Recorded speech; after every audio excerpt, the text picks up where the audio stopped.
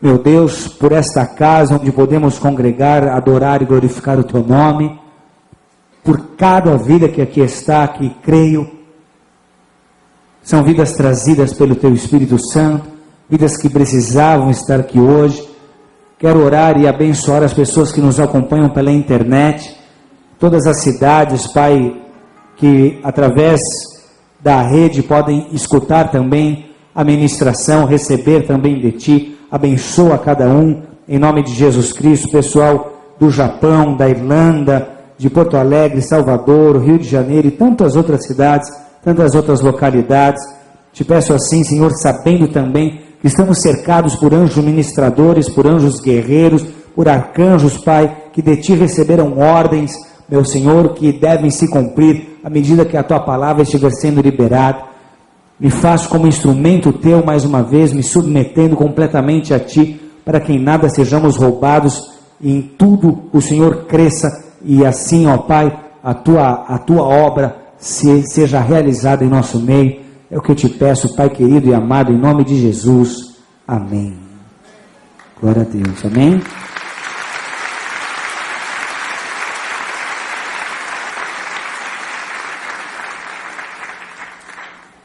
Deixa eu fazer mais uma oração. Curva a tua cabeça, feche os teus olhos.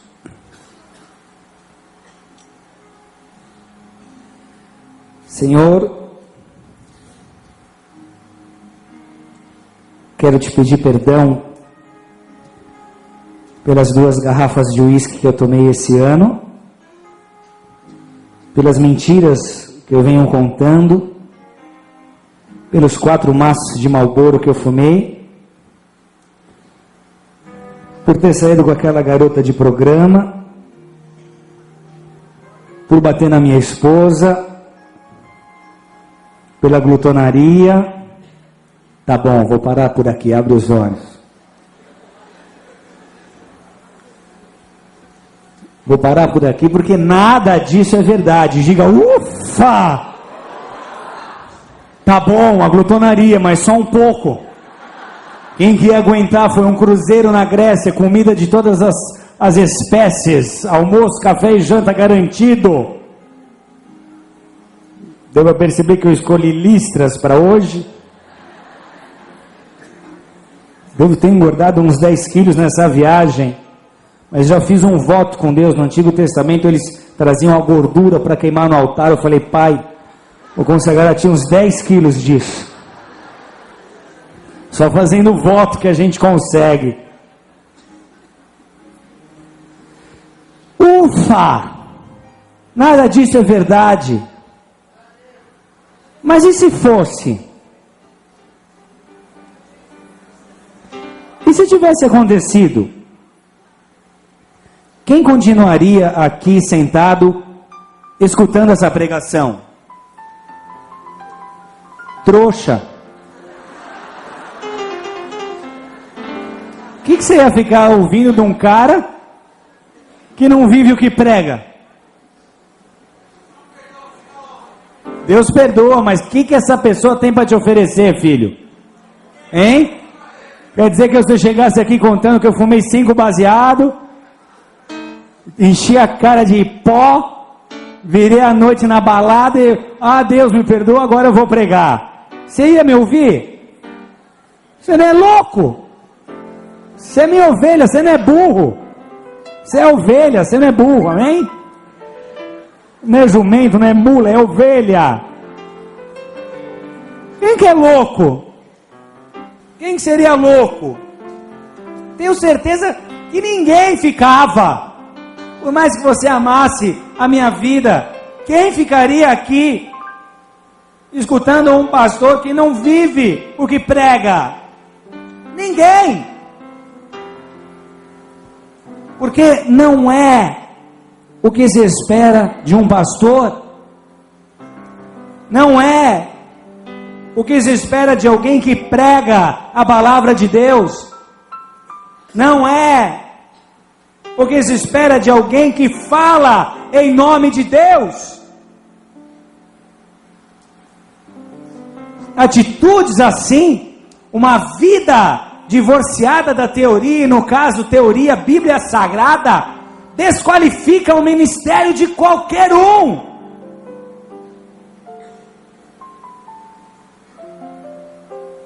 Como é que um homem vai poder guiar a outro se ele mesmo não enxerga?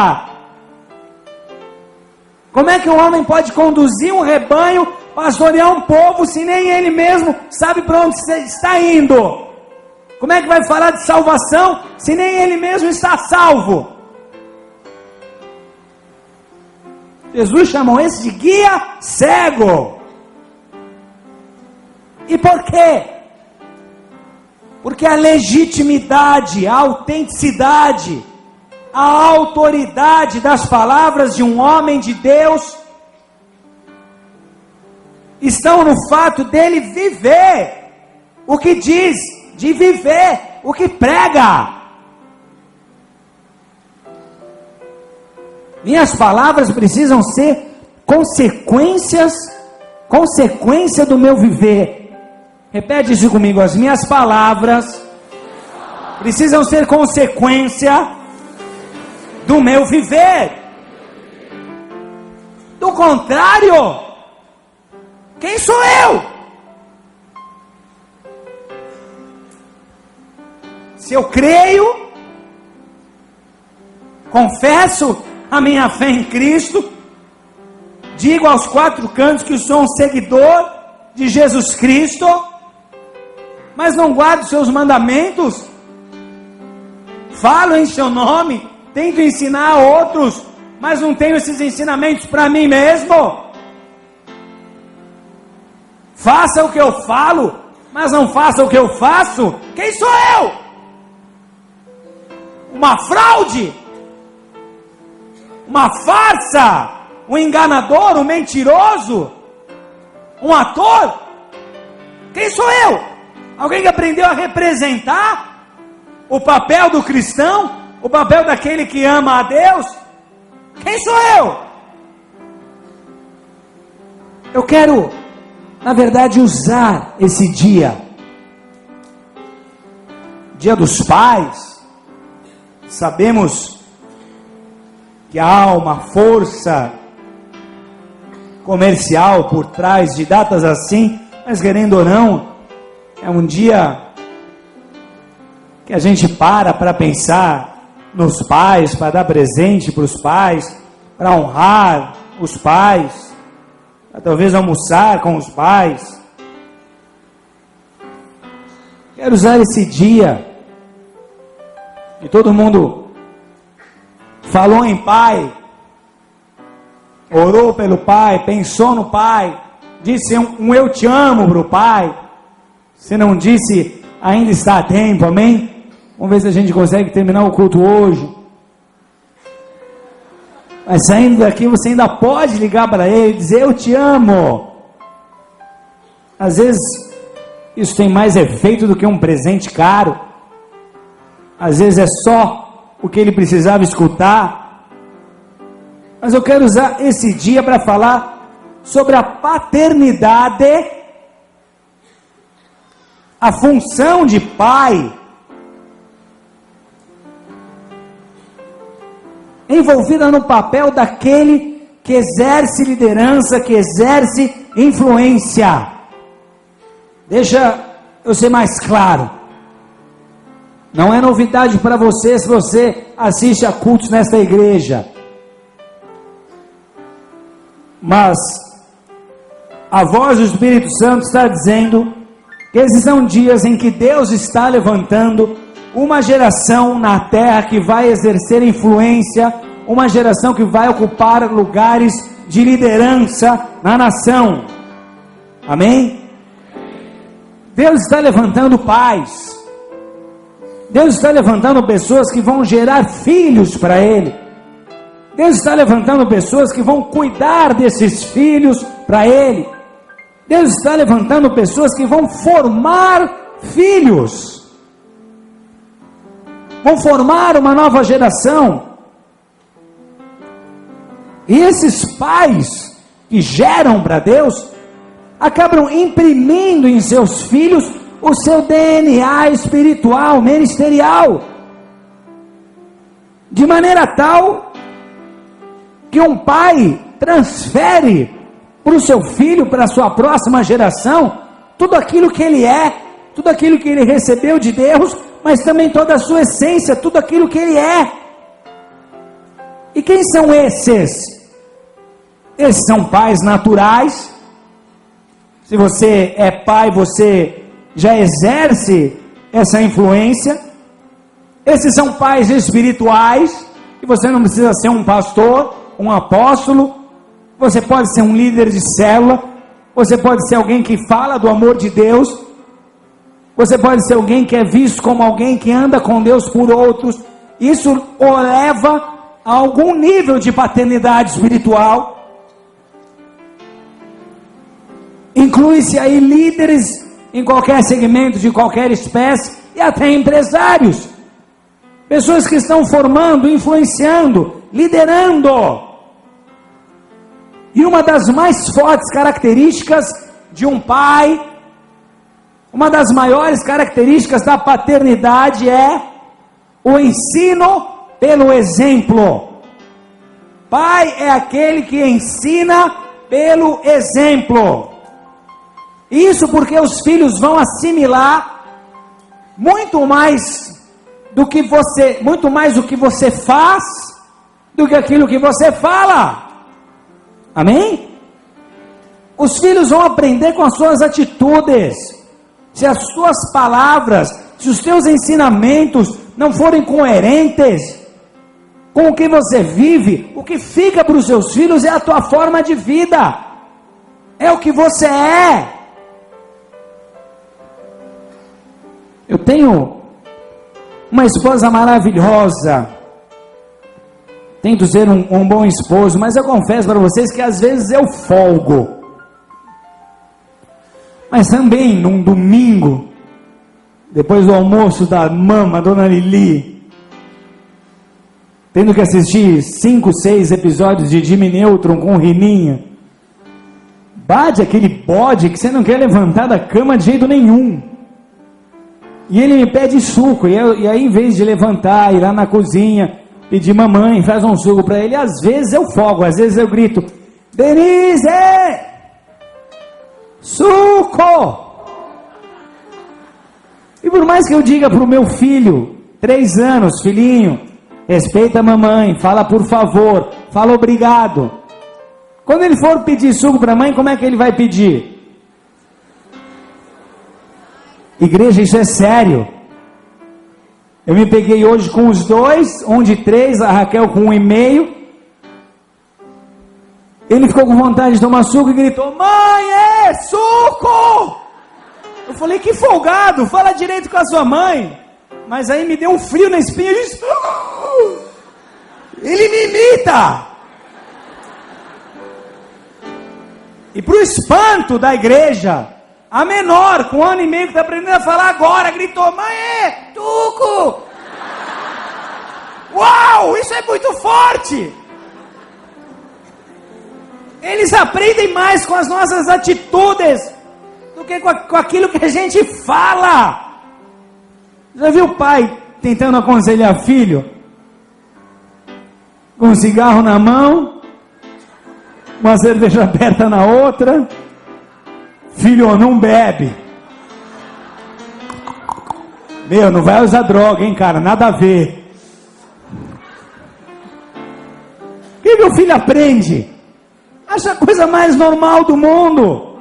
Que moral que vai ter para falar? Fuma que nem um doido, bebe que nem um condenado, vai querer falar do que eu faço? Aprende com o que o pai faz. Amém? Pastor é igual. Pai espiritual é igual. Tudo que o pai der de dica para o filho vai aprender. Isso é sério. Fiquei sabendo de uma história, não foi aqui, mas foi numa igreja que o pessoal aceita tomar uns golinhos de vez em quando. O pastor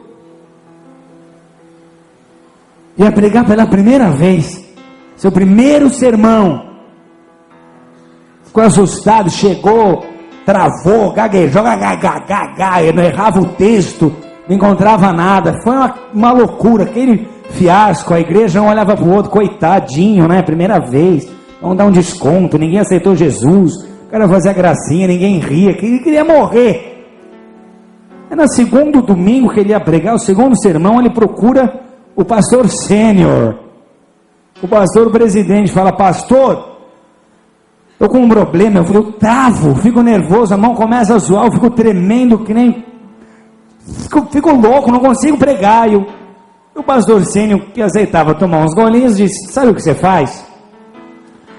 Pega a água que você bebe, bota umas gotinhas de vodka. Gotinha, tá?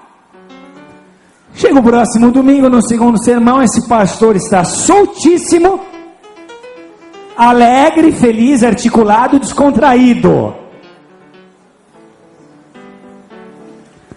No outro dia ele acorda e encontra um bilhete do pastor sênior no paletó dele. Estava dizendo algo mais ou menos assim: prezado pastor, na próxima vez coloque gotas de vodka na água e não gotas de água na vodka. Há 10 mandamentos, não 12. Há 12 discípulos, não 10.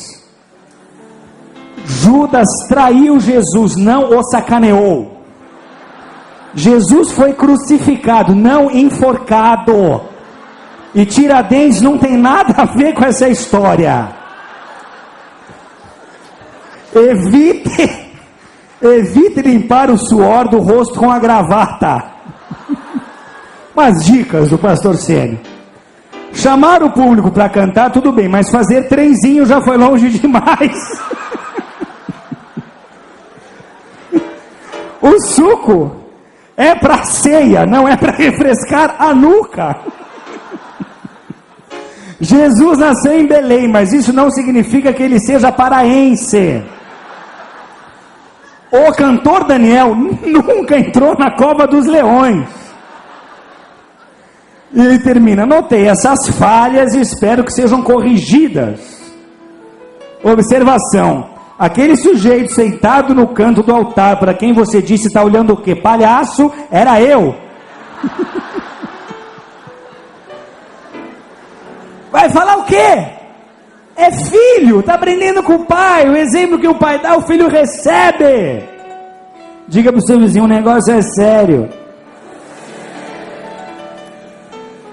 Olha para ele agora e diz assim: você, como cristão, exerce algum nível de influência, de paternidade sobre as pessoas. Agora diz para ele: Deus te chamou para ser modelo. Vai ter irmã falando agora: eu sabia que eu tinha que fazer um book. Às vezes estão rindo do que? Você nunca fez um book? Quem aqui já fez book? Levanta a mão, vai. Nunca te disseram que você tinha um rosto bonito, que você levava jeito, que você só tinha que fazer umas fotos e pagar uma taxa absurda? Já fez, né? Isso acontece, a pastora também fez.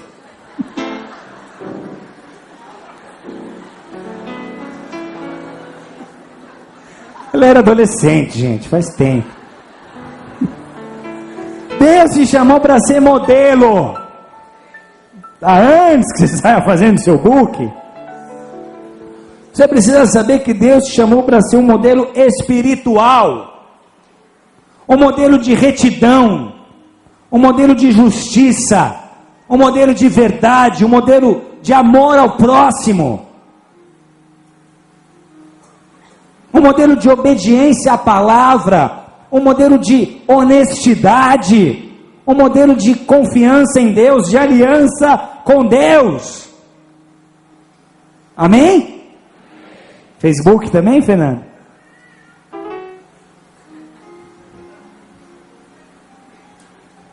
O desejo do Senhor é que a igreja exerça uma influência positiva sobre uma nação. Alguém discorda? O que Jesus quis dizer quando afirmou: vocês são luz do mundo e sal da terra?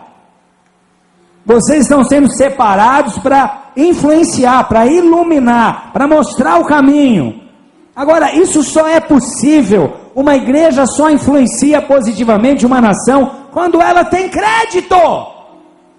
Uma igreja desacreditada, uma igreja que escandaliza, uma igreja que não vive o que prega, vai influenciar o quê? O IBGE afirma: os cristãos evangélicos nessa nação crescem 4 vezes mais rápido que a própria população. Se continuar assim, em 2022 o Brasil é 51% evangélico.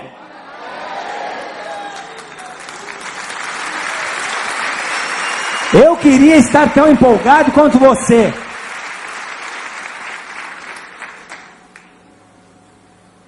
Queria estar tão empolgado quanto vocês. Porque não há nada mais triste do que ver o número de evangélicos, o número de cristãos na nação crescendo e nenhuma mudança acontecendo, e o país não melhorando, e a influência sobre a sociedade continuar sendo zero. Eu queria chegar em 2022 e comemorar essa marca com alegria no coração, por saber que esse crescimento mudou a cultura, transformou a nação, mudou a nossa sociedade. Queria comemorar essa data com alegria, por saber que o Brasil foi transformado por cristãos que são luz, que são sal.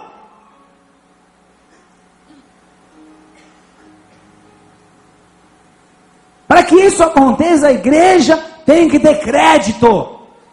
Diga para o seu vizinho: para ter crédito, você precisa ser modelo.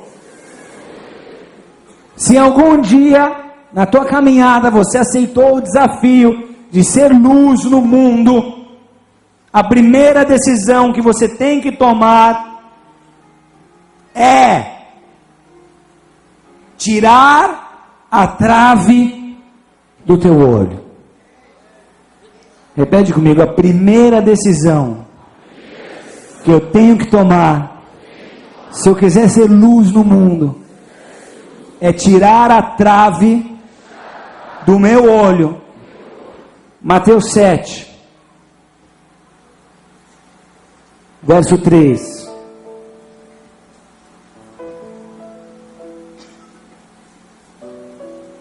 Capítulo 5, 6 e 7 de Mateus registram o Sermão do Monte. Nós tivemos a chance de estar ali, tive o privilégio de pregar pela segunda vez no mesmo monte onde esse sermão foi pregado por Jesus. E esse capítulo são capítulos de ouro, porque eles lançam as bases do cristianismo, os fundamentos do cristianismo.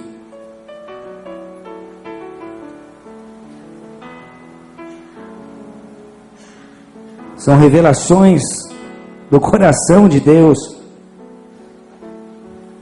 E o capítulo 7, verso 3 até o 5 diz assim: por que vês tu o argueiro no olho do teu irmão, porém não reparas na trave que está no teu próprio?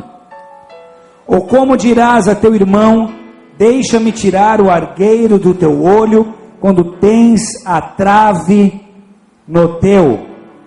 Hipócrita, tira primeiro a trave do teu olho, e então verás claramente para tirar o argueiro do olho do teu irmão.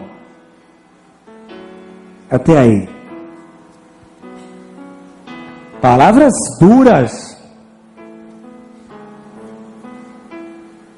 Jesus é muito incisivo aqui.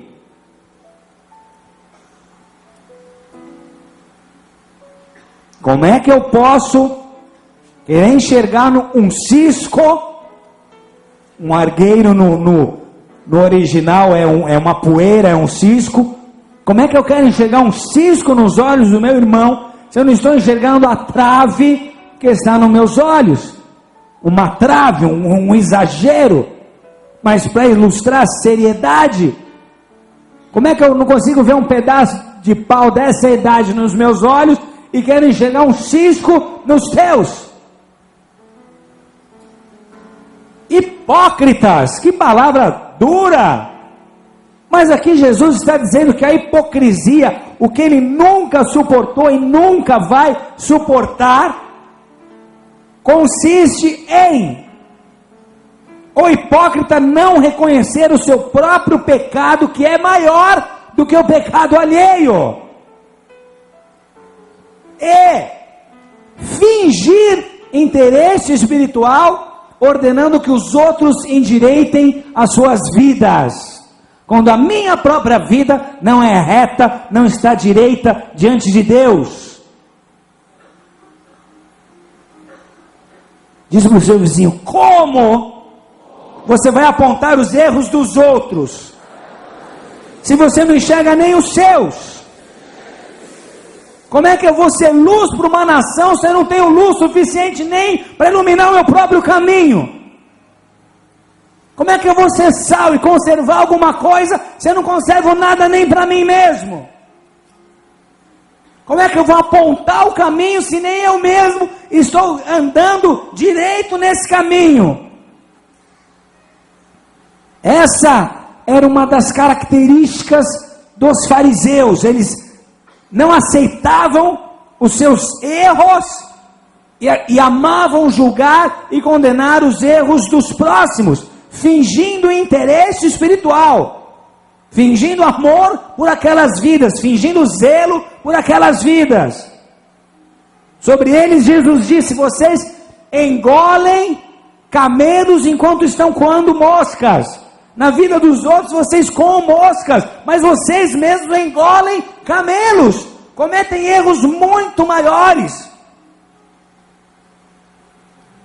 Quando Jesus disse: acautelai-vos do fermento dos fariseus, na verdade ele estava dizendo para os seus discípulos, por seus seguidores, esses sim, aqueles que iniciariam todo o processo de evangelismo, que ergueu uma igreja saudável e influente em seus dias. Jesus estava dizendo: não busque essa elevação espiritual pelo método mais fácil, não busque esse crescimento desacreditando os outros para se sentir superior. Era o que os religiosos faziam. Nós temos Deus, nós somos de Deus, nós conhecemos a palavra, nós conhecemos a letra, vocês falham nisso, vocês não cumprem isso.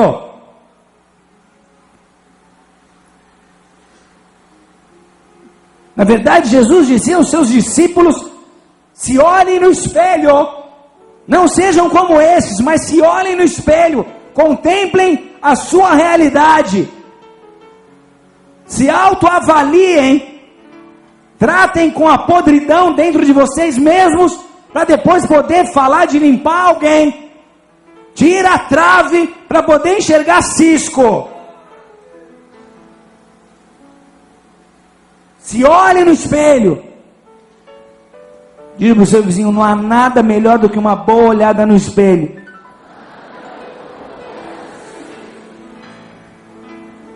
Em casa a gente tem um espelho no elevador. Como é bom. Às vezes eu saio correndo e meu cabelo é igual de japonês, do jeito que ele amassa, ele fica. Às vezes eu chego, estou saindo de casa de uma reunião, meu cabelo está assim, igual de japonês. Uma boa olhada no espelho resolve tudo. Opa! Não estou como eu imaginava estar, eu preciso me acertar, eu preciso me arrumar. Mulher sabe bem o que é isso.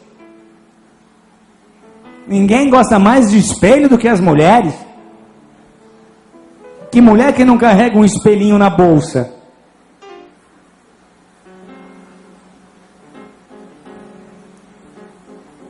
Ah não, pastor, na bolsa não, mas eu uso o retrovisor do carro. Como é bom nós darmos uma olhada no espelho. Opa, eu não estou tão bem assim quanto eu achei que estava. Eu não estou tão bem assim quando as pessoas acham que eu estou. Eu não estou tão bem assim como eu aparento estar. A minha condição é outra. Como é que eu vou mostrar erros dos outros? Como é que eu vou julgar? Como é que eu vou profetizar sobre os erros dos outros? Sobre os erros da nação? Se eu mesmo não consigo mudar a minha vida? Se olhe no espelho, Jesus estava dizendo, trate com os seus problemas, elimine os pecados, vence as tentações, e depois, tenha certeza que você está enxergando muito bem, para poder falar para os outros por onde eles devem andar, para mostrar para os outros o caminho.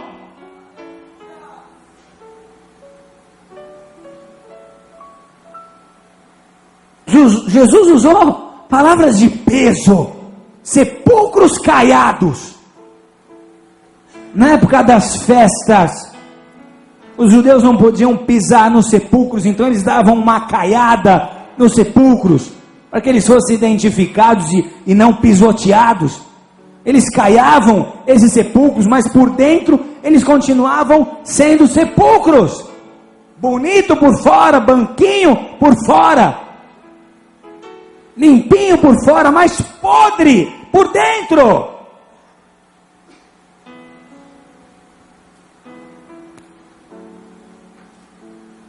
Deus tem o desejo de te levantar e de te usar, mas Ele não admite hipocrisia. E quando você não olha para si mesmo, quando você se torna incapaz de reconhecer as suas falhas e os seus defeitos, quando você começa a ensinar outros, mostrar para os outros o que eles têm que fazer, mas você mesmo não faz, você, sem perceber, começou a usar de hipocrisia. E o que Jesus dizia era: limpe a sujeira, não joga a sujeira para baixo do tapete. Sabe quando a visita chega sem avisar, a casa está suja, você dá aquela limpadinha, joga tudo para baixo do tapete? Quem chegar vai achar que a casa está limpa, está bonita, mas você sabe que não, a sujeira continua ali, ela só está escondida.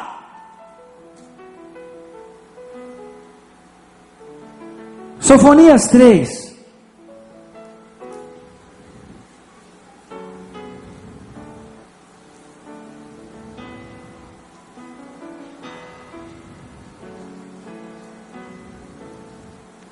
Sofonias 3, verso 1 e 2, 2 versículos.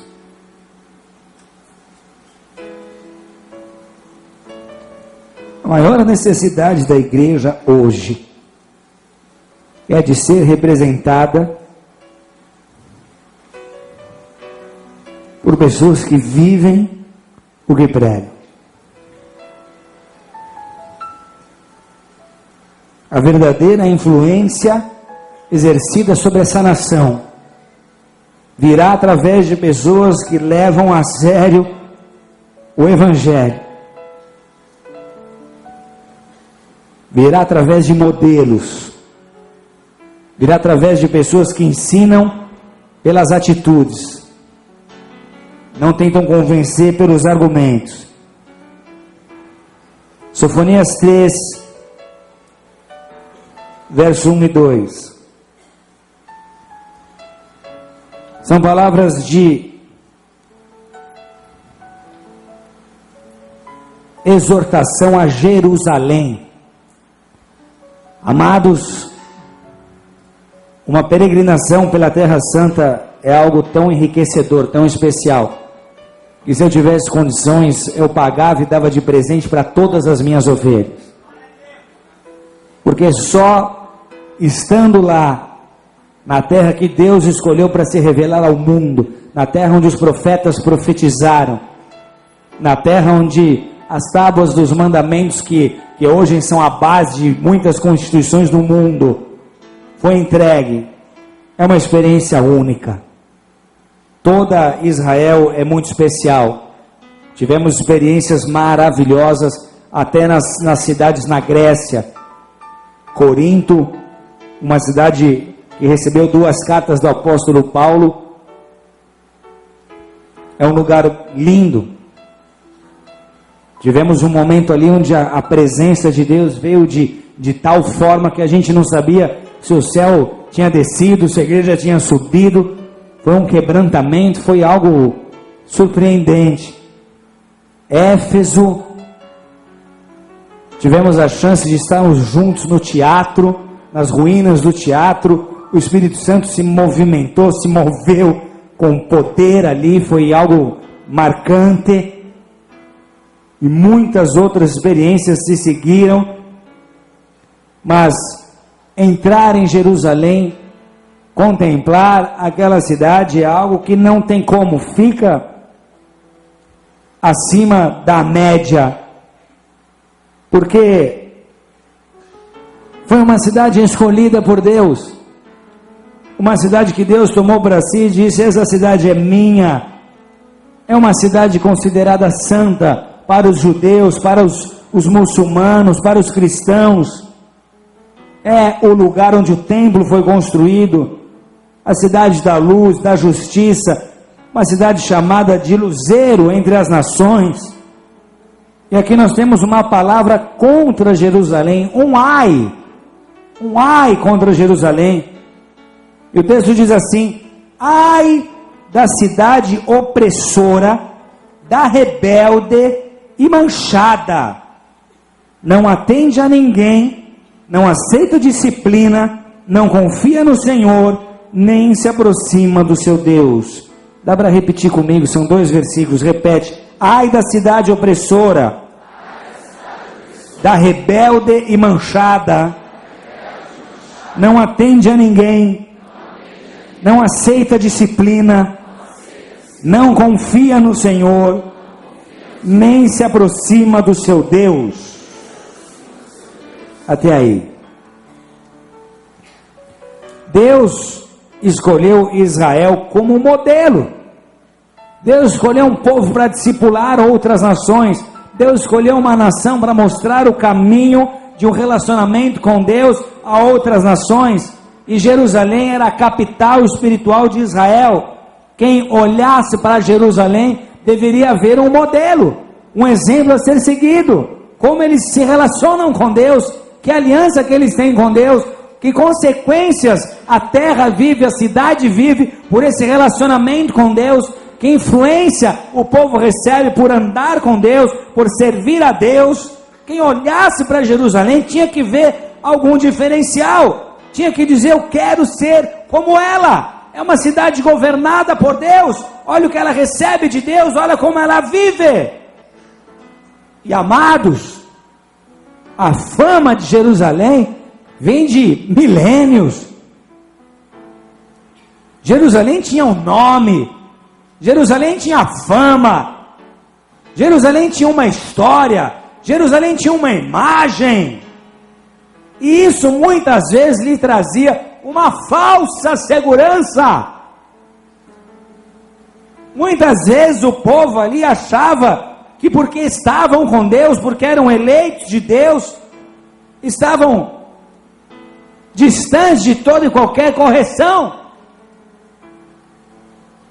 Era como se eles dissessem: Deus está do nosso lado, não importa o que nós façamos, Deus está do nosso lado. E em função disso, Jerusalém sofreu sérias consequências, e constantemente Deus teve que levantar profetas para alertá-la. Diz para o seu vizinho: são alertas válidos para as nossas vidas. O texto apresenta a condição de Jerusalém. Ai da cidade opressora, rebelde e manchada. Nós temos aí um quadro da hipocrisia. Nada poderia ser mais hipócrita do que a condição desse povo. Porque opressora, porque oprimia, porque era como se ele estivesse dizendo: nós somos de Deus, nós andamos com Deus, nós somos o povo de Deus, vocês estão errados, vocês não andam com Deus, vocês não sabem nada. E assim eles julgavam, e assim eles apontavam os erros, e assim eles acusavam, e assim eles queriam ensinar os outros a seguir a lei que receberam de Deus, mas eles mesmos não estavam andando segundo essas leis, porque era um povo que não reconhecia o seu próprio pecado. A Bíblia diz, era rebelde. Por quê? Porque não se sujeitava à palavra, só usava a palavra para acusar os outros. Era uma espada nas mãos dele de um gume só, não era uma espada que cortava para os dois lados, não é uma espada que corta aí, mas cortou aqui primeiro, era uma espada que só cortava lá, mas nunca cortava aqui. Opressora, rebelde e manchada. Por que manchada? Manchada por seus pecados, uma cidade impura, uma cidade suja, uma cidade marcada pelo erro, pela distância de Deus. E 4 traves aqui são apontadas, 4 grandes pecados são apontados. Jerusalém, como é que você vai mostrar para os outros se você permite essas traves em vosso meio? E o texto diz, verso 2, não atende a ninguém. Você conhece alguém assim? Conhece uma pessoa a tal ponto endurecida que passa a não escutar ninguém mesmo, não escuta mais o pastor, não escuta os amigos, não escuta o que a Bíblia diz. Deus tenta falar, não escuta o púlpito, não escuta o Espírito Santo, não escuta nem a própria consciência, porque ninguém erra sem saber que está errando. Todo aquele que erra, que escolhe o erro, até pela sua consciência é acusado e sabe que escolheu o erro. Conhece pessoas assim? Gente que começa a dizer, para que eu preciso ouvir alguém? Afinal de contas eu tenho X anos de conversão. Afinal de contas eu tenho um conhecimento da palavra, eu venho na igreja há muito tempo, e a minha família anda com Deus, você não sabe há quantos anos. Não. Para que eu preciso ouvir de alguém? Deus me usa, eu tenho um ministério. Não há nada mais triste do que ver pessoas sendo usadas por Deus, pessoas que têm dons, pessoas que têm ministério, tão distantes de sua presença. Ah, mas pastor, como é que isso é possível? Paulo escreveu 2 cartas à igreja de Corinto, e essa era uma igreja problemática, era uma igreja carnal, era uma igreja cheia de facções, de competições, de divisões, de pecados sexuais. E essas cartas exortam a vida pecaminosa e carnal desta igreja. Mas ao mesmo tempo, Paulo fala nessas cartas sobre dons espirituais. 1 Coríntios 12 traz um ensinamento sobre os dons do Espírito. O que significa dizer que essa igreja vinha crescendo espiritualmente, que essa igreja recebia dons, que essa igreja recebia o poder do Espírito Santo, mas ao mesmo tempo era uma igreja carnal. O que significa dizer que você pode orar em línguas, você pode profetizar, você pode orar e ver pessoas sendo curadas, você pode até subir no altar e pregar, estando em pecado.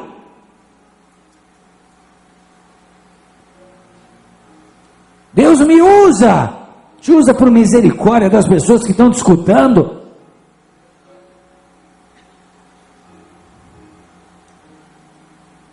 Já viu gente assim? A palavra é sempre para os outros, nunca é para mim. E aquele amigo meu novo convertido tinha que estar aqui hoje. E a palavra batendo aí na porta do teu coração. São pessoas que se cercam por uma falsa segurança. Deus me amou, Deus me escolheu, eu sou dele. Ele age na minha vida. Falsa segurança. Gente que começa a chamar a obediência de religiosidade, de fanatismo. Gente que começa a dar apelido para o pecado ficar mais light.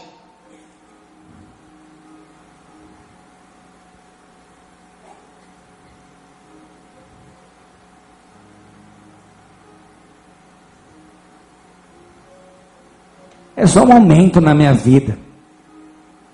Eu vou ser Scott Gell. Scott Gell? Já ouviram falar nisso? Que nome bonitinho, Scott Gell. Não, filha, você vai ser prostituta. É palavra feia, é pesado, não adianta deixar mais bonito.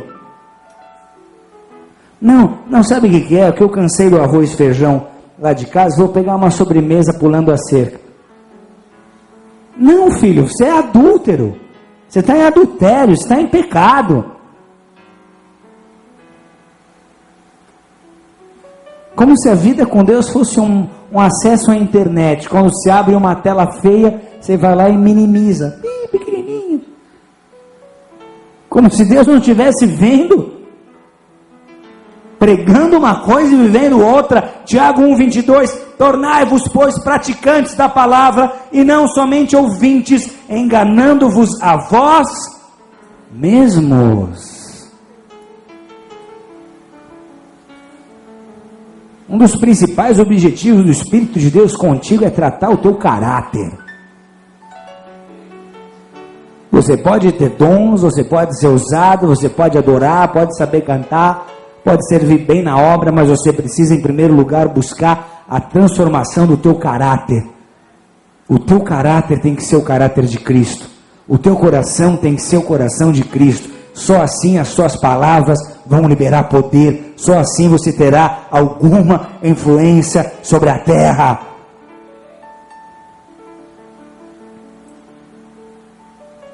Eles também não aceitam a disciplina. Verso 2.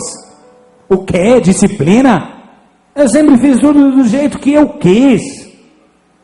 Diz para o seu vizinho: você acha que você vai andar com Deus assim?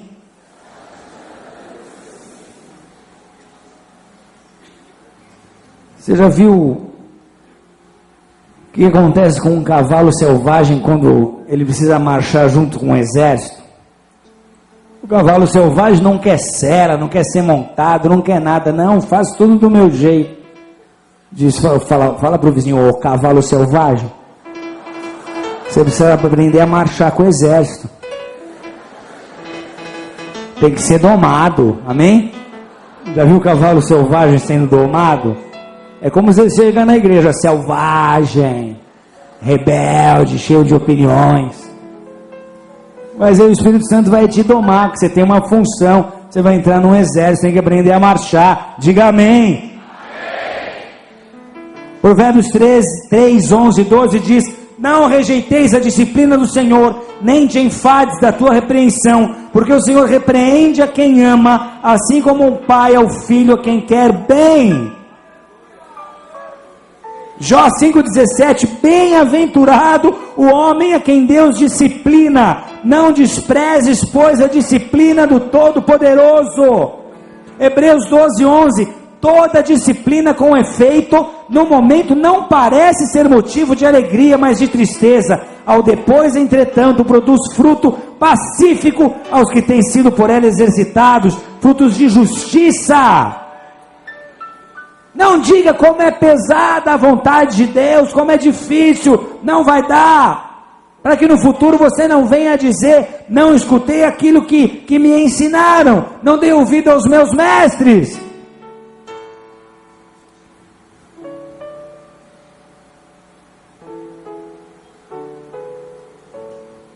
Essa história de ter que educar filho te ensina muito sobre o relacionamento com Deus. Quando o meu pequeno erra, e eu mostro que ele errou, ele está naquela fase de testar limites. Ele me olha com um cantinho do olho assim, tipo, vamos ver até onde vai essa história. Ele finge que não me ouve, ele finge que não ouve, ele finge que não está vendo, ele finge que não está percebendo. Mas eu sou pai, eu amo, eu tenho que mostrar o caminho, tenho que mostrar limites. Então o que acontece? Tem hora que eu tenho que mudar a linguagem. Quando eu falo, Rininha, não é assim, Rinaldo, não é assim, ei, não é assim. Tem que mudar a linguagem. Eu tenho que usar a linguagem do estalo da Havaiana. Plá! Doma no sofá, assim, só vai fazer barulho. Plá! Na hora ele entende. Opa! Diz para o seu vizinho, será que Deus vai ter que usar a Havaiana com você? Porque se você fingir que não está ouvindo, a correção de Deus, ele vai usar outra linguagem.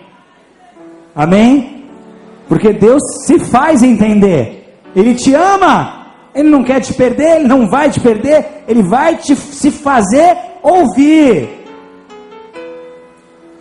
E aí que a coisa aperta. É aí que você vê as situações te espremendo, Deus te conduzindo para o lugar onde você devia estar, de onde nunca devia ter saído. Só que o versículo ainda diz, não confia no Senhor. Opa! A falta de confiança em Deus mereceu um ai, mereceu uma exortação, era um pecado, era um erro sendo apontado por Deus. Repete comigo, incredulidade é pecado. Tão sério como todos os outros. A gente gosta de enxergar pecado grotesco, mas a incredulidade é grotesca, como todos os outros pecados. Por que Deus matou os incrédulos no deserto? Tiveram que andar 40 anos até que todos os incrédulos pudessem morrer. Porque esses incrédulos não conseguiam enxergar uma continuidade nos projetos de Deus. Amém? Eles viviam de capítulo em capítulo, de página em página. Todo dia eles tinham que ter uma prova, eles tinham que ter um sinal, eles tinham que ver alguma coisa sobrenatural. E o medo do futuro, a preocupação com o futuro, cegava esse povo. Eles não conseguiam confiar no todo de Deus. Não viam o projeto de Deus como um todo. E na dúvida do amanhã, eles sempre esqueciam o que Deus havia feito ontem. Isso irritava ao Senhor. Se eu sou teu pai, você é meu filho, confia no que eu estou fazendo, confia no meu plano. Eu não te chamei para te esquecer no deserto, eu não te chamei para te abandonar na falta, eu não te chamei para te desamparar quando você mais precisa de mim. Toda hora agora precisa de um sinal, precisa de uma bênção, precisa de um milagre. Se não acontece, já começa a murmurar, já começa a desconfiar, já começa a desacreditar, já entra o medo, já entra a incredulidade. Que confiança é essa? Quando Deus te chamou, Ele te chamou para um projeto específico. Repete comigo, a obra de Deus na minha vida está só começando. O Deus que começou essa obra é fiel para completá-la. Qualquer palavra, qualquer pensamento que exponha os teus medos, ofende a Deus, ofende ao Pai. Ou você confia, ou você não confia. Há uma sequência, há um trabalhar. Deus não te esqueceu no forno e vai te deixar queimar. Há projetos, há desejos, há todo um plano. A tua murmuração sobe aos céus. Que confiança é essa? Que amor é esse? Quando Deus te chama, quando Deus te dá uma palavra, quando Deus te dá uma direção, creia e obedeça, porque Ele vai te suprir, Ele vai te orientar, Ele vai cuidar das suas necessidades.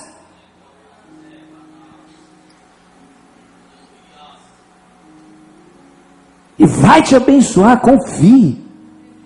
A palavra veio do Pai, a palavra veio do céu, foi um ide, então confia, creia e você verá a glória de Deus. Não fica perguntando o que vem agora, qual que é o próximo passo, você nem acabou de dar o último, nem aprendeu a lição que você tinha no hoje, já quer saber o amanhã. Entrega, descansa e confia, cumpre a fase, passa aquela etapa, a próxima pertence a Deus, ali Ele vai te segurar, ali Ele vai ser a tua sustentação, o teu apoio, confia.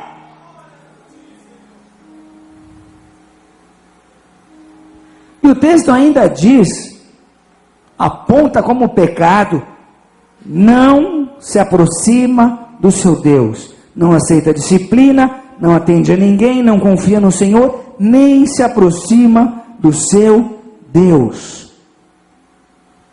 Deus aponta isso como um erro, como um pecado. O meu povo não se achega a mim, o meu povo não se aproxima.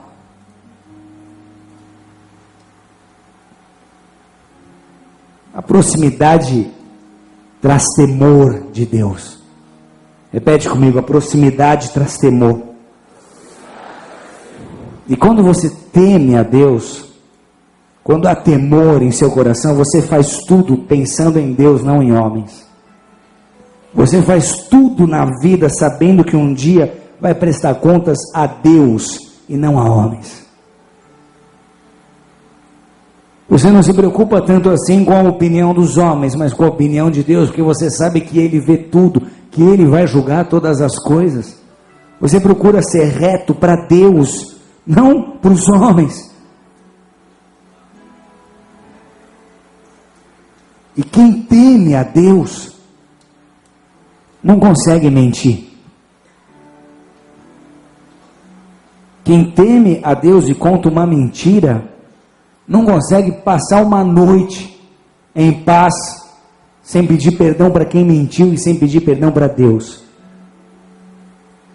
Quem teme a Deus não engana.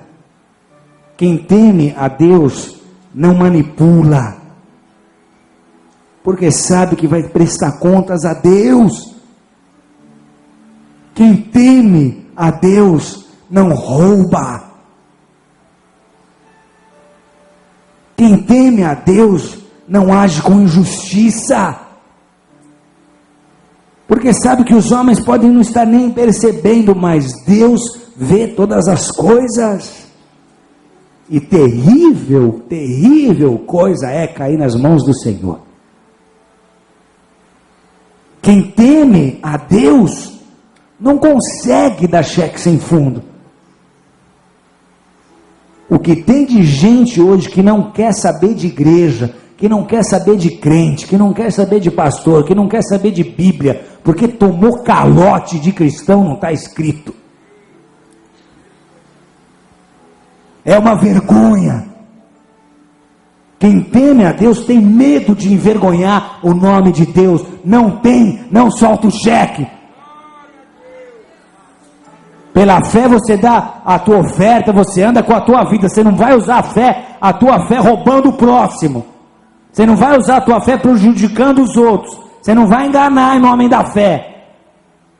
Você faz isso, você não teme a Deus. Porque quem teme a Deus não deve nada para ninguém a não ser o amor. Puxa, pastor, mas tem hora que some tudo e você não tem como pagar. Então vai. Em vez de fugir daqueles que você deve, procura aqueles que você deve e fala a verdade. Estou devendo, estou numa situação difícil, mas vou vencer e quando eu tiver eu te pago, eu te acerto. Mas não se esconde, não finge que foi viajar, não manda dizer que não está. Quem teme a Deus tem compromisso com o que diz, tem compromisso com o que fala. Uma palavra que sai dos seus lábios é como uma assinatura sua. Não tem eu juro nem eu prometo, tem sim e tem não. O meu sim é sim, o meu não é não. Ele é homem, ele falha, mas ele reconhece a falha e ele vai se retratar.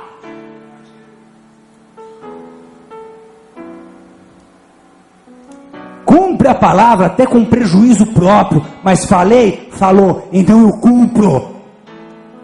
Então está aqui, se você tiver que falar alguma coisa do evangelho, alguma coisa de cristão, alguma coisa contra a Bíblia, contra Jesus, você não vai usar minha vida nunca para isso, porque eu nunca vou ser uma pedra de tropeço para você. Você vai arrumar qualquer outro argumento, mas minha vida, falha minha, você não vai usar para se afastar de Deus. Quem teme a Deus procura não pecar, mas quando peca vai, se arrepende, se acerta e se afasta do mal. Ai de ti, Jerusalém, ai de ti, porque te tornaste hipócrita, te escondeste atrás da tua fama, te escondeste atrás da tua máscara, te escondeste atrás de tua capa. Ai de ti, porque tinha tudo para estar ensinando o que eu tenho, tinha tudo para ser um modelo, tinha tudo para ser um referencial, mas fala do que não vive, aponta o erro e não enxerga o próprio erro. A geração que Deus deseja levantar precisa aprender a temer a Deus. Precisa entender que ser embaixador do reino não é só se preparar para os privilégios, mas é entender as responsabilidades. O que é ser embaixador desse reino? Qual é o peso de se falar em nome de Deus nessa terra? O que uma atitude minha, uma decisão minha, pode levar de vidas para o céu ou para o inferno? Curva a tua cabeça e fecha os teus olhos.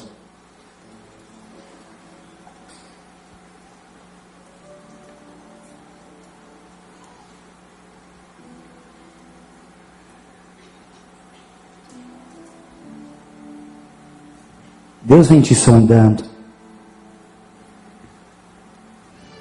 porque Ele te ama. E porque Ele te ama, Ele não vai desistir de ti nunca. Porque é todo um projeto escrito para a tua vida. Porque Ele deseja te usar. Porque você é dele, pertence a Ele.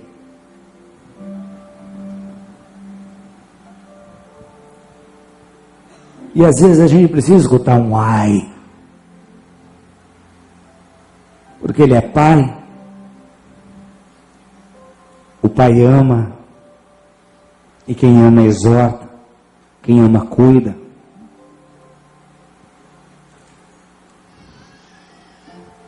Deus tem grandes coisas para o teu futuro.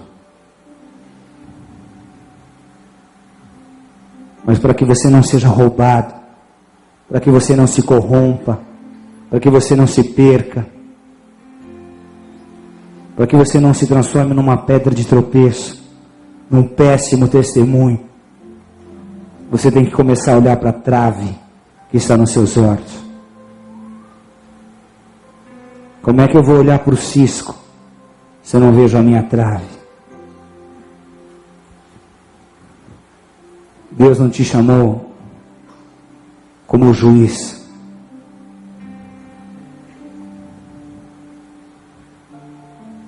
E o teu papel, quando o assunto é julgar a sua própria vida, para que você não precise ser julgado por outros. E eu sei que eu falo a um povo que vai escrever história nessa terra. Eu sei que falo a pessoas que vão escrever a história dessa nação. Eu sei que eu falo para uma próxima geração, por pessoas que estão preparadas, sendo preparadas por Deus, por um grande mover do Espírito Santo para os próximos anos. Eu sei que há pessoas que hoje estão sentadas nessas cadeiras, que vão ser levantadas numa unção 10 vezes maior do que está sobre a minha própria vida.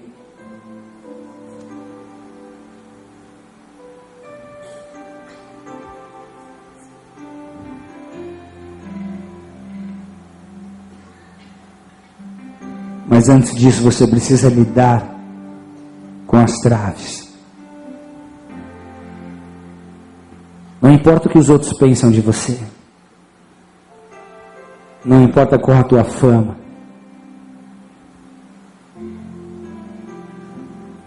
Não importa como você mesmo se vê. Importa como Deus te vê. Dá uma boa olhada no espelho hoje. Dá uma boa olhada nesse espelho. E não diga, não estou pronto, então não vou mais pensar em me envolver. Não vou mais pensar em ser luz. Não abandone o projeto, abandone o pecado. Não abandone a missão, abandone a trave.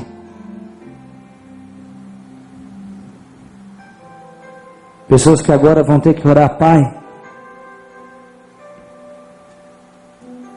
não dá para me enganar. Não dá para te enganar. E eu não vou ser uma farsa. Eu não vou ser uma fraude. Eu posso ter estado no engano até hoje, mas essa noite eu quero fazer um compromisso contigo. Me livra da hipocrisia. Eu não quero aparentar, eu quero ser. Quero falar do que eu vivo. Quero pregar aquilo que está em mim. Eu sei que há pessoas que estão hoje aqui pela primeira vez. Eu tenho que te dizer, Deus tem um projeto de vida maravilhoso para ti. Mas antes de conhecer esse projeto, você precisa lidar com aquilo que está aqui dentro. O que te impede de andar com Deus? O que te impede de ter uma aliança com Deus? O que te impede de ser luz?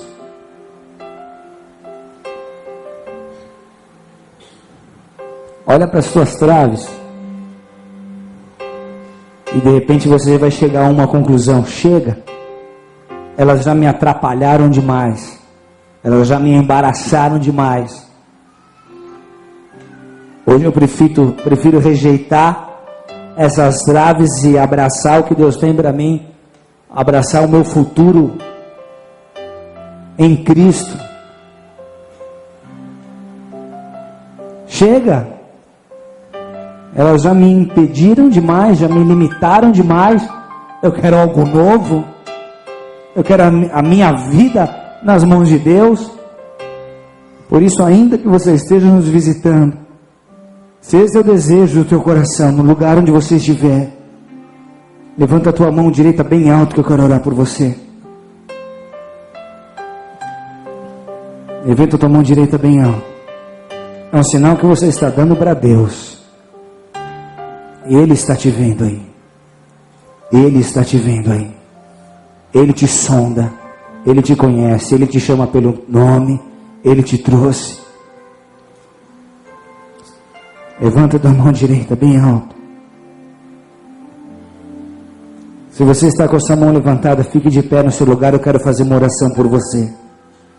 Aliás, duas orações, uma com você e uma por você.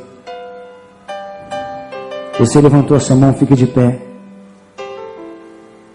Se você não levantou a sua mão, mas quer fazer essa oração, fique de pé no seu lugar.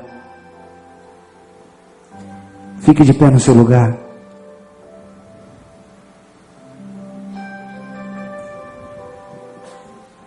Feche os seus olhos.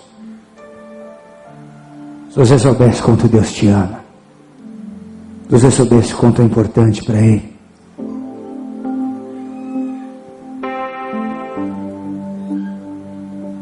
se você soubesse quanto você vale, hoje Deus vai te deixar sentir um pouquinho desse amor.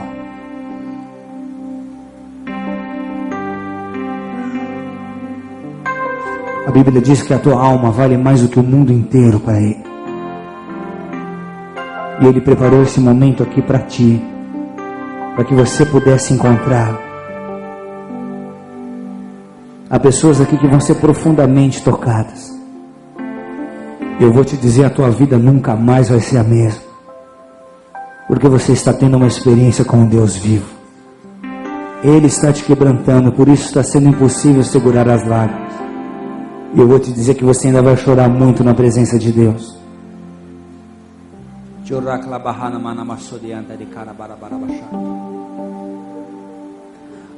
Você que está de pé, repete assim comigo: Senhor Jesus Cristo,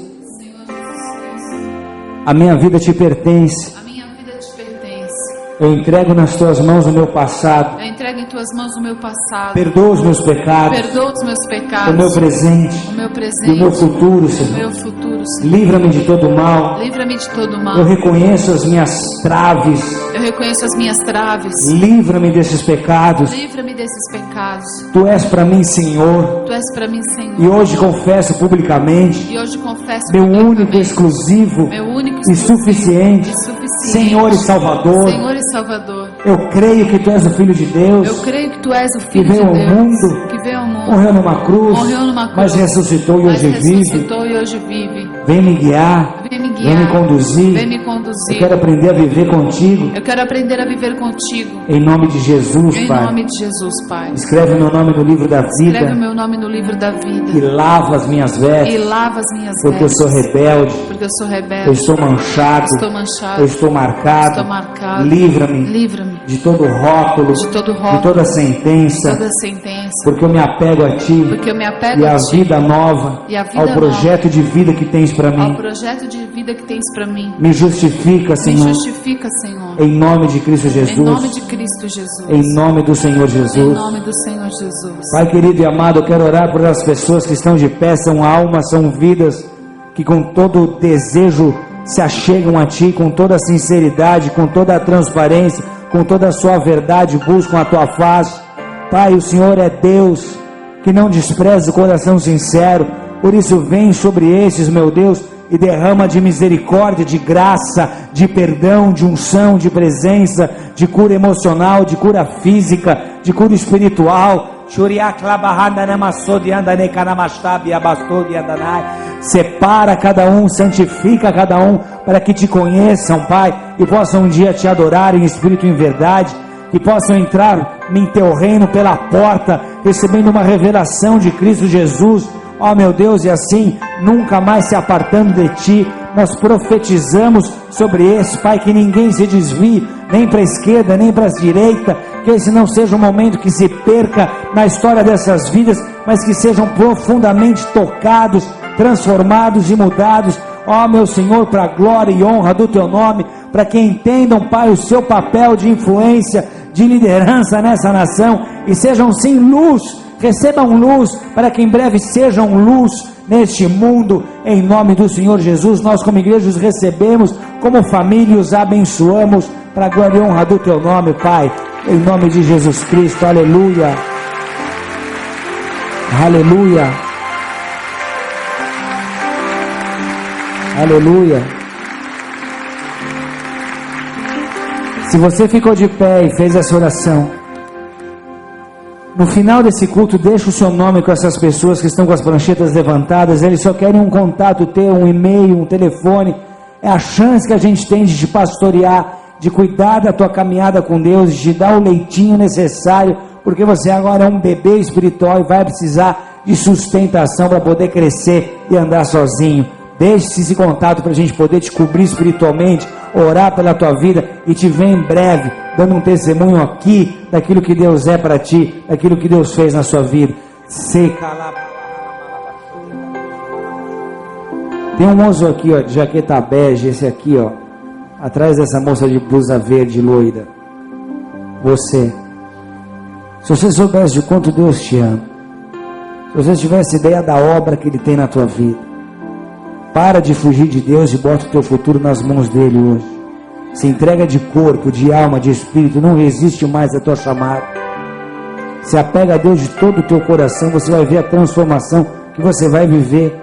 E em pouco tempo você vai ver muitas pessoas se chegando a Deus através da tua vida, porque Deus te escolheu para isso. Há uma sentença que está sendo rasgada agora. Há uma sentença contra a tua vida sendo rasgada agora. Você vai sentir a leveza espiritual do que Deus está fazendo. A consequência do que Deus fez hoje, você vai sentir ainda essa noite. Aleluia. Dê mais uma salva de palmas a Jesus. Vocês podem se assentar. Podem se assentar. Se apegue a Deus de todo o coração. Não permita que isso vire um momento esquecido no tempo, mas se apegue a Deus para que esse seja um marco, amém? Diz para ele que está do seu lado aí, isso tem que ser um marco. Antes de encerrarmos, feche seus olhos mais uma vez. É contigo que eu falo agora. Você sabe que foi chamado para ser pai, pai espiritual, para gerar, para ensinar, para formar, para discipular, para iluminar. Mas se hoje você olhar para a tua própria vida Se você der uma boa olhada nesse espelho, você vai descobrir que não tem luz nem para a sua própria vida. Como é que vai iluminar os próximos? Você vai perceber que há traves aí. E vai se sentir constrangido, porque tem olhado o cisco nos olhos dos outros, mas não vê a trave nos seus próprios olhos. Sem perceber, começou a usar uma máscara. Aprendeu a representar. Afinal de contas, o que vão dizer de você? Você tem que mostrar muita espiritualidade, mas por dentro você está um caco, arrebentado, arrebentada. Não é isso que Deus tem para a sua vida.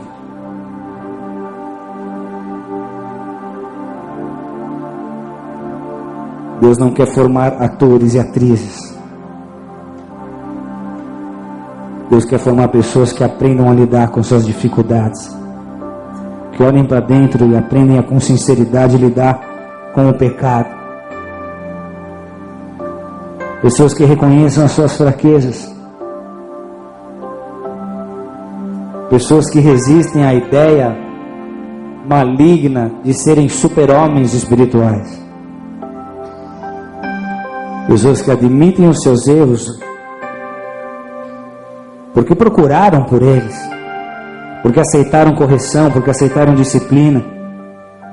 Pessoas que sejam tratadas.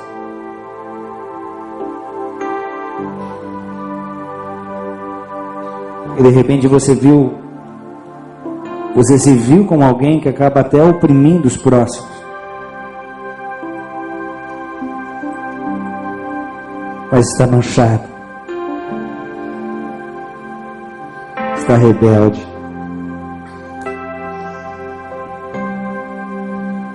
Deus disciplina quem ama.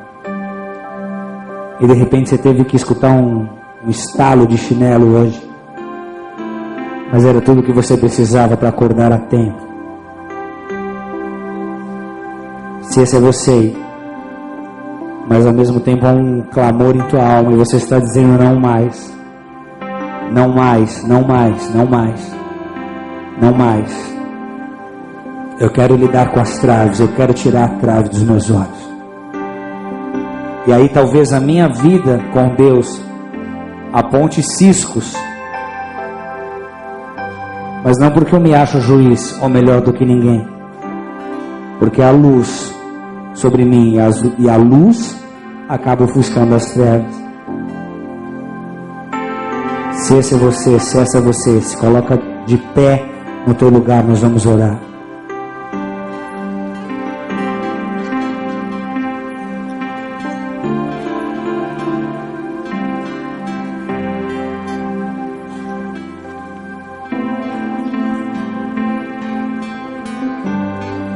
Como Deus ama o coração sincero.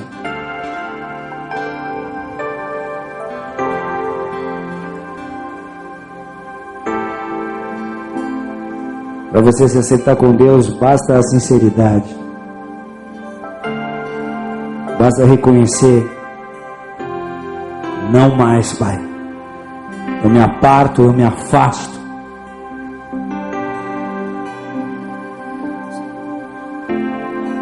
Eu rejeito essa capa. Tudo. Menos hipocrisia. Nenhum pecado é feio demais que não possa ser perdoado. A não ser blasfêmia contra o Espírito Santo, mas essa é outra história. Tudo pode ser acertado quando se há esperança, quando se há fé. Onde há fé, onde há esperança, onde há arrependimento, onde há confissão de pecados, tudo pode ser acertado com Deus. Nada é irreversível. O que Ele não suporta é a hipocrisia. Tudo menos a hipocrisia. Comece a lidar com os pecados, comece a lidar com essas traves. Nós vamos começar a adorar a Deus. E Ele vai derramar um espírito de quebrantamento sobre a tua vida. Corações endurecidos aqui vão começar a ser tocados por Deus. E você vai começar a derramar muita lágrima, mas esse é um choro de contrição, porque a tua oração precisa subir aos céus.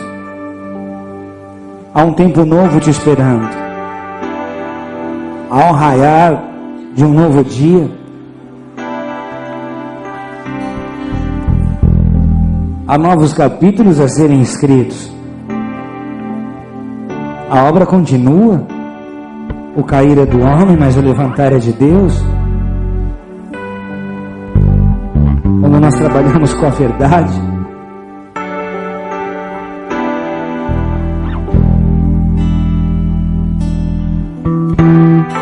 nós temos restauração, restituição, e é o que Deus vai começar a fazer aqui. Há casamentos que vão começar a ser restaurados. Alianças com Deus vão começar a ser restauradas. Há ministérios que vão começar a ser restaurados. Há líderes que se sentiam envergonhados diante de Deus quando pregavam o Evangelho. E quando você abria a boca para pregar, você pregava mais para você do que para os outros. E sentia que nas suas palavras não havia mais autoridade espiritual. Mas Deus vai restituir a tua autoridade espiritual.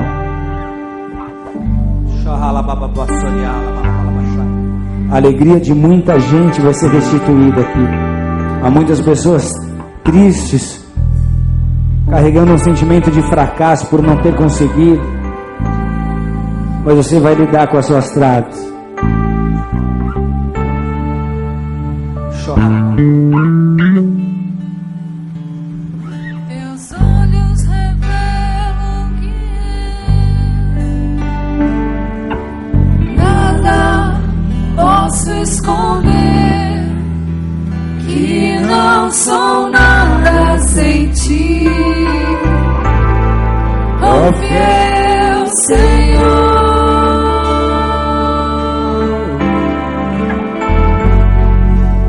Tudo sabes de mim, quando sondas meu coração, que tudo podes ver bem dentro de mim.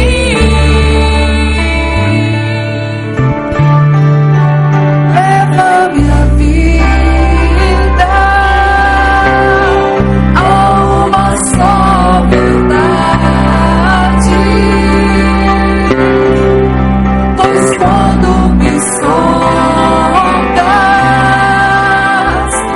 nada posso ocultar.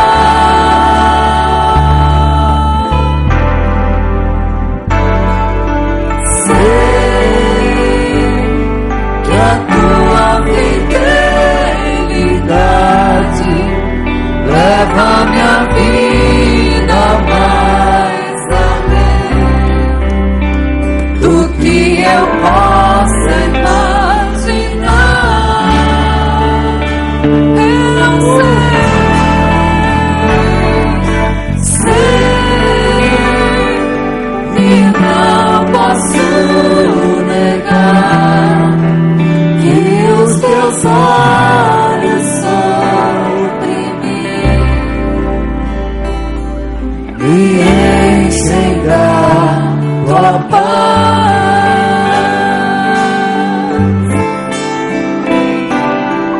Meus olhos revelam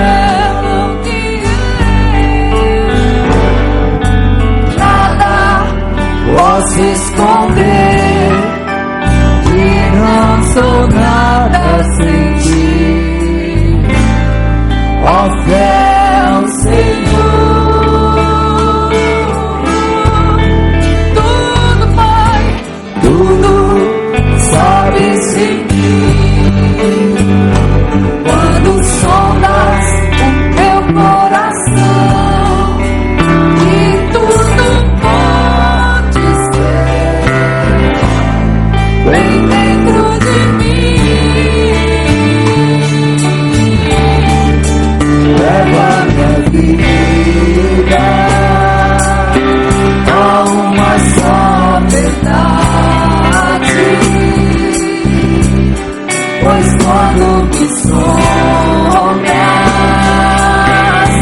nada posso ocultar.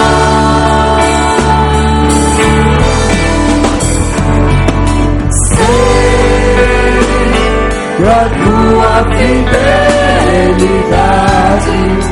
leva minha vida mais além do que eu posso imaginar.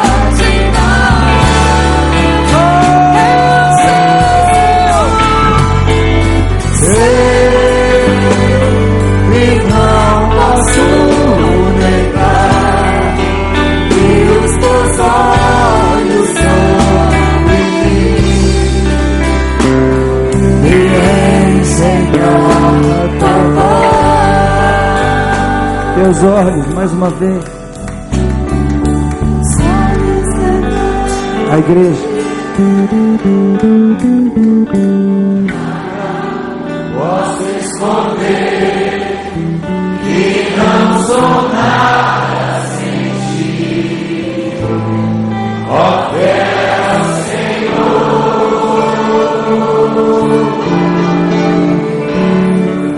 tudo sabes de mim.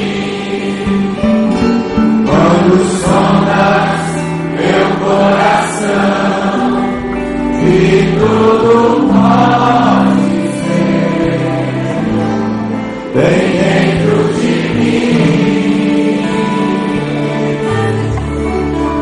Leva minha vida a uma só verdade, pois quando me sombras, nada posso ocultar.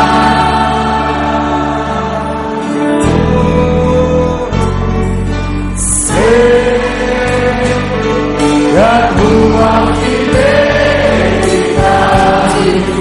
leva minha vida mais além do que eu posso imaginar.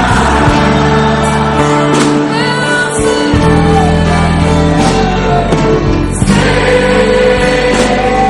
e não posso negar que os teus olhos sobre mim me enchem da tua paz. E os teus olhos sobre mim me enchem da tua paz. E os teus olhos sobre mim me enchem da tua paz.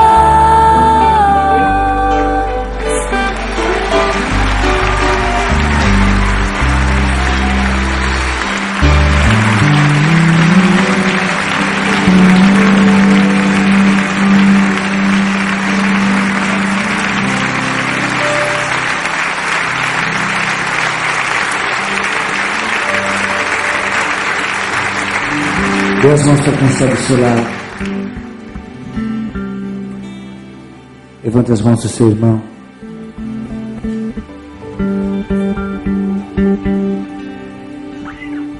Deus está lavando suas vestes no sangue do Cordeiro e você vai ficar mais branco que a neve. Te aparta do mal, te aparta dos pecados. Segue a Deus de todo o teu coração e você vai começar a viver um tempo novo. Vai sentir um crescimento espiritual incrível e vai perceber novos níveis de autoridade, de revelação na sua vida. Deus vai te levar a novos voos.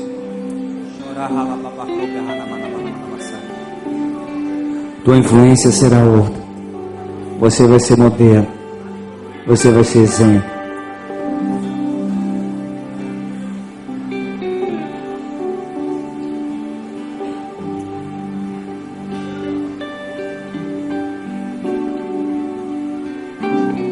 Se Deus é por nós, quem será contra nós?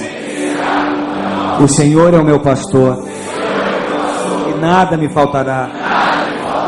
Oremos juntos.